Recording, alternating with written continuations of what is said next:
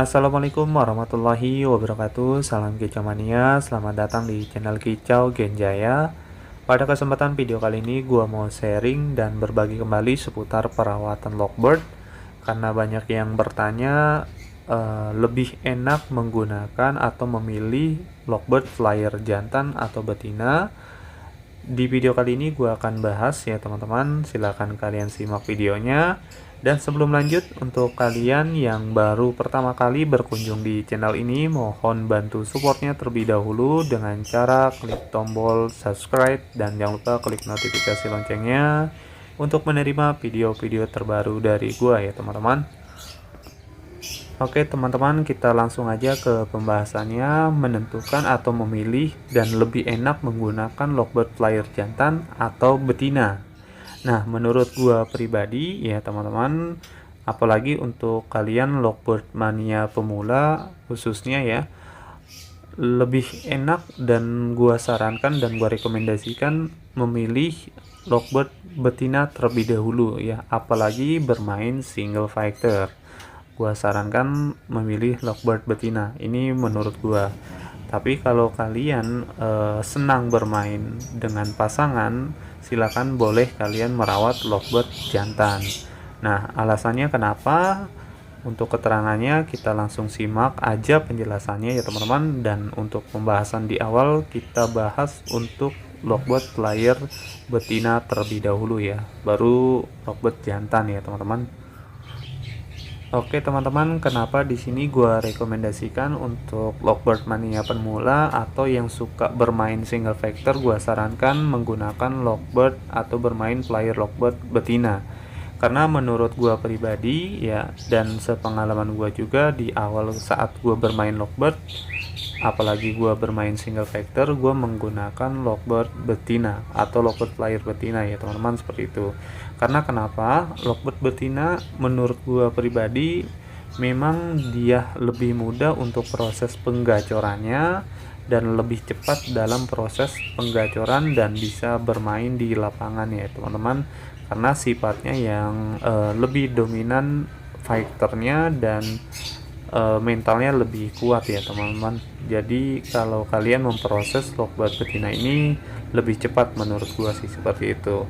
Karena pengalaman gue juga ya seperti itu, daripada merawat lovebird jantan yang prosesnya lebih panjang. Nah, dan kenapa lovebird betina ini lebih cepat gacor? Karena memang menurut gue sih, dari sepengalaman gue merawat lovebird betina, karena memang dari tingkat birahi dan emosinya yang cepat naik dan bisa kita naik turunkan lebih cepat ya teman-teman, seperti itu.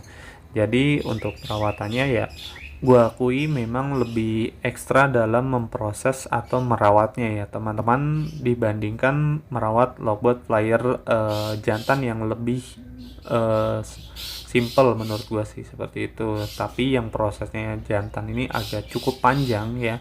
Jadi kalau kalian menginginkan lebih cepat gacor atau lebih cepat prosesnya, silahkan kalian pilih lovebird betina. Tapi kelemahannya dalam memproses lovebird flyer betina, meskipun lovebird betina cepat gacornya atau cepat dalam memprosesnya, kelemahannya ketika lovebird betina memasuki fase birahi atau yang dinamakan over birahi, agak sedikit rumit dan sulit untuk menetralkannya atau membuat menstabilkannya ya, seperti itu ya teman-teman. Jadi gua sarankan kalau kalian memproses lovebird betina, silakan kalian proses dari settingan rendah terlebih dahulu ya teman-teman, atau yang dinamakan settingan standar terlebih dahulu untuk proses single fighter, seperti itu sih menurut gua sih, seperti itu. Nah itu tadi sisi negatif dalam bermain flyer lovebird betina ya teman-teman. Akan tetapi sisi positif dari lovebird betina, di samping lovebird betina ini mempunyai durasi yang lebih panjang daripada lovebird jantan, saat kita sering melakukan proses gantang atau sering kita gantang, lovebird flyer betina biasanya akan lebih mapan dan cepat gacor dan lebih cuek. Syukur-syukur ya bisa konslet ya, seperti itu ya teman-teman, dibandingkan lovebird jantan ketika digantang dalam posisi single fighter, kemungkinan besar dia tidak akan jalan dan rumit untuk proses jalan di lapangannya ya, atau bisa jalan dan sering kita gantang malah jadi ngedrop ya teman-teman, dan tidak mau ngekek seperti itu, dan banyak trouble-troublenya seperti itu. Jadi kalau untuk single factor gue sarankan bermain di betina. Kalau untuk jantan silakan kalian mainkan dalam posisi pasangan aja seperti itu ya teman-teman. Nah, itu tadi yang akan kita jumpai atau yang akan kita temui saat kita memilih flyer Lockbird betina ya teman-teman. Nah, sekarang kita akan bahas ketika kalian memilih Lockbird flyer jantan ya. Nah, sepengalaman gue saat gue bermain Lockbird flyer jantan, apalagi itu single fighter, gue akui memang sangat sulit banget untuk jalan lapangan dalam posisi single fighter seperti itu ya teman-teman, dan dalam proses penggacorannya juga yang cukup panjang ya. Jadi gue sarankan kalian ketika memproses Lockbird jantan usahakan settingan di awal settingan tinggi ya teman-teman. Kalau sudah gacor boleh kalian rendah seperti itu, atau settingan standar aja. Nah, itu kelemahan dari perawatan Lockbird jantan yang single factor ya teman-teman. Akan tetapi kalau prosesnya ini Lockbird jantan lebih simpel daripada betina. Kenapa gue katakan seperti itu ya? Seperti ini ya teman-teman. Untuk proses pemandiannya gue gunakan hanya cepuk besar aja seperti ini. Jadi tanpa gue mandikan semprot, gue biarkan dia mandi sendiri di cepuk yang besar ya. Beda halnya dengan Lockbird betina yang kita prosesnya membutuhkan proses yang ekstra ya, atau pemandiannya kita mandikan. Dan EF-nya di sini gue menggunakan EF mentimun atau ketimun ya teman-teman. Seperti ini ya. Bisa kalian lihat ya seperti itu untuk mentimunnya. EF-nya juga bisa kalian gunakan jagung dan kangkung ya, bebas sesuai dengan karakter burung kalian masing-masing ya teman-teman, seperti itu. Nah, untuk pakannya di sini gue menggunakan pakan racikan tinggi ya. Nah, sebentar, zoom dulu. Nah, oke, sebentar ya. Nah, seperti ini ya. Ini gue gunakan pakan racikan tinggi ya, yang gue racik sendiri ya teman-teman. Tapi untuk racikannya cukup kenarisi sama millet putih aja. Dan di dalamnya ada lah ya racikan tersendiri ya teman-teman. Bebas ya kalau kalian punya racikan yang lain atau pakan rekomendasi pakan tinggi yang lain, silakan kalian gunakan untuk Lockbird jantan kalian ya teman-teman. Nah, itu untuk proses flyer jantan ya teman-teman. Jadi lebih simple untuk perawatannya ya. Cukup kalian gunakan cepuk besar dan pakan tinggi, dan EF-nya silahkan kalian kasih jagung, mentimun, atau kangkung boleh ya seperti itu. Oke, sebentar. Nah, di sini juga gue mempunyai beberapa Lockbird flyer gue ya di situ.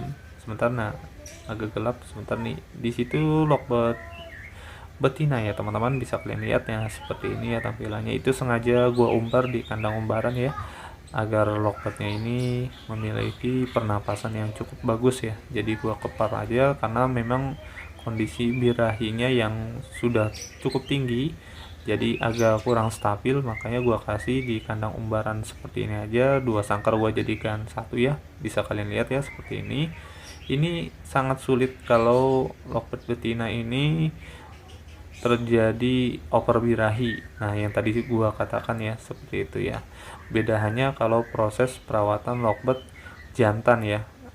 Sisi positifnya kalau proses Lockbird jantan ini lebih simpel karena memang untuk Lockbird flyer jantan kita mengejar titik birahi dan emosinya kita tinggikan ya teman-teman, seperti itu. Nah, ini salah satu contoh Lockbird flyer jantan gua yang sudah gua pasangkan ya, atau yang sudah ngunci seperti itu ya teman-teman. Oke, tampilannya seperti ini agak gelap. Oke, sebentar ya, kita perjelas dulu ya teman-teman. Oke teman-teman, ini contoh salah satu burung Lockbird flyer jantan gua yang sudah kunci atau yang sudah gua pasangkan ya.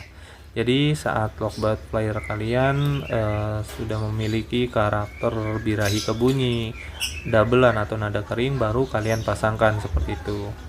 Nah, di sini juga ada salah satu Lockbird flyer jantan gua ya teman-teman. Ini baru beberapa hari ya baru gua pasangkan ya, sudah mulai ngunci ya teman-teman. Contohnya ya seperti ini nih ya, ini agak galak ya playernya, juga sama seperti Lockbird player gue yang di depan ya, yang baru gue prosesnya. Ini kalau yang di atas nggak terlalu galak tapi sudah mapan ya teman-teman, jadi sudah gue pasangkan. Kita kembali ke depan ya teman-teman sebentar.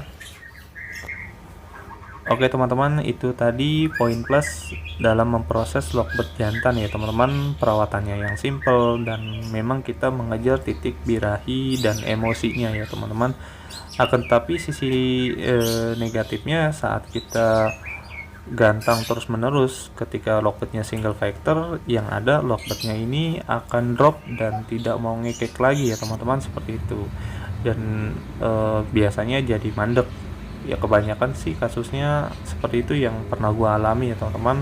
Mungkin dari beberapa kicomania ada yang sama dan mungkin juga ada yang beda ya, tergantung dari karakter burung masing-masing, kembali lagi seperti itu. Nah di sini gua juga ada proses beberapa burung. Di situ ada konin, ini murai batu, dan di sebelah sini ada pentet ya teman-teman. Nah ini seperti ini ya. Nah, yang di sini juga gua proses Lockbird jantan ya. Ya bisa kalian lihat ya, ini dia. Sebentar, agak ngeblur ya. Nah, ini dia ya teman-teman, Lockbird jantan gua yang sudah gua pasangkan atau yang sudah ngunci juga ya. Nah, ini untuk Lockbird player jantan gua yang baru gua pasangkan, dan di sebelah sana ya untuk player jantannya bisa kalian lihat. Prosesnya cukup panjang banget ya teman-teman. Jadi silakan kalian tentukan mau menggunakan player jantan atau betina ya teman-teman. Ini karena mataharinya sudah mulai muncul ya, bisa kalian lihat ya, ini sinarnya sudah cukup panas. Mungkin sampai di sini aja penjelasan dari gua, dan semoga bisa bermanfaat. Sampai jumpa di video gua berikutnya. Salam kicau mania. Wassalamualaikum warahmatullahi wabarakatuh.